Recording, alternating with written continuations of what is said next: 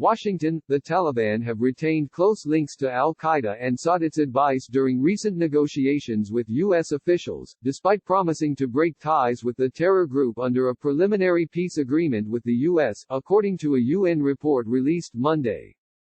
Al-Qaeda, which carried out the September 11, 2001 attacks on the U.S., continues to operate in 12 provinces of Afghanistan, with 400 to 600 operatives and a training camp in the eastern part of the country, according to the report issued to the UN Security Council. Relations between the Taliban, including its partners in the Haqqani network, and al-Qaeda, remain close, based on friendship, a history of shared struggle, ideological sympathy and intermarriage, the UN report said.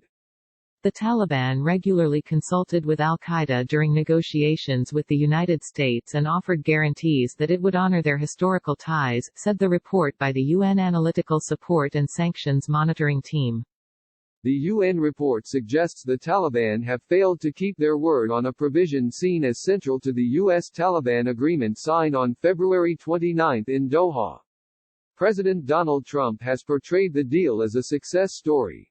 Under the deal between the U.S. and the Taliban, the insurgents promised not to allow Afghanistan to be a launching pad for terrorist attacks on the U.S. and to enter into peace talks with the Afghan government. In return, Washington agreed to withdraw U.S.-led troops within 14 months. President Donald Trump hailed the agreement as a breakthrough that would bring American troops home after 19 years of war.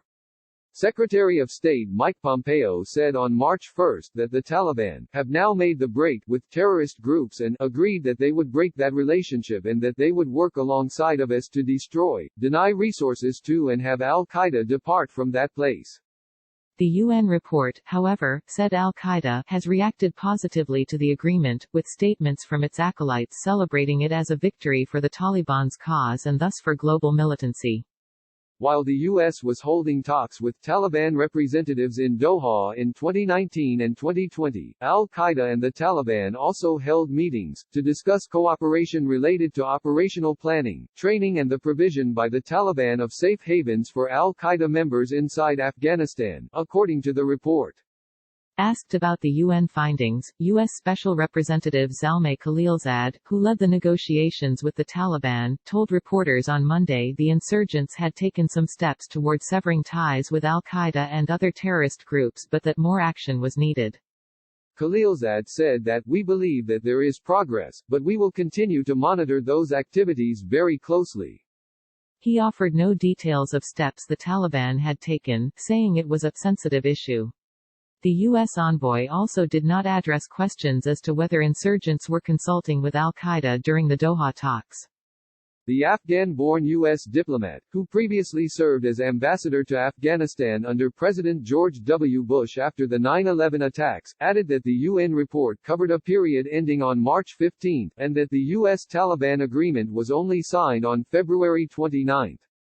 Khalilzad also expressed optimism that prospects for peace had improved after a recent ceasefire over the Muslim holiday of Eid al-Fitr in May, lower levels of violence and more prisoner releases by both the Afghan government and the Taliban.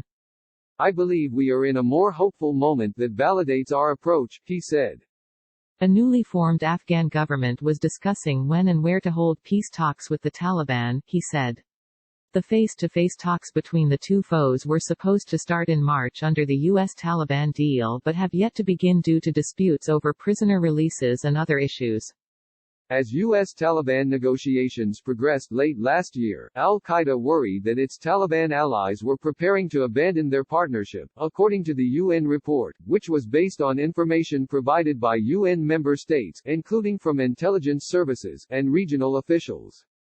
The UN report said information indicated al-Qaeda operatives carried out an attack on Bagram airfield in December because they were concerned that the prospective agreement called for the Taliban to break ties with al-Qaeda and foreign fighters.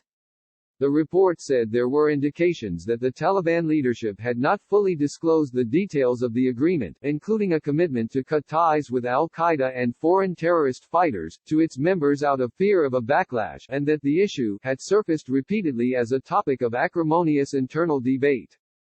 If the Taliban abide by their obligations in the U.S. agreement and step away from al-Qaeda, it could produce a deep split in the group with one faction refusing to renounce al-Qaeda, according to the UN report.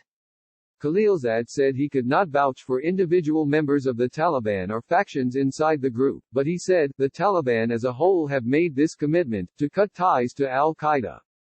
He added, "We recognize the importance of this issue. This is vital, the issue of terrorism. The U.S. will press the Taliban over the issue and when necessary undertake operations that are needed as well," he said. Thomas Joscelyn, a senior fellow at the Foundation for the Defense of Democracies and a critic of the U.S. Taliban agreement, said the administration has failed to provide concrete examples of how the Taliban have cut ties to al-Qaeda as promised. The Trump administration and the Taliban are going to have to show us real evidence of some kind of break with al-Qaeda if they're going to continue to portray the Doha Agreement as still being in effect, Joscelyn said. NBC News previously reported that the U.S. government had collected persuasive intelligence that the Taliban did not intend to honor the promises they made in the February deal with the United States.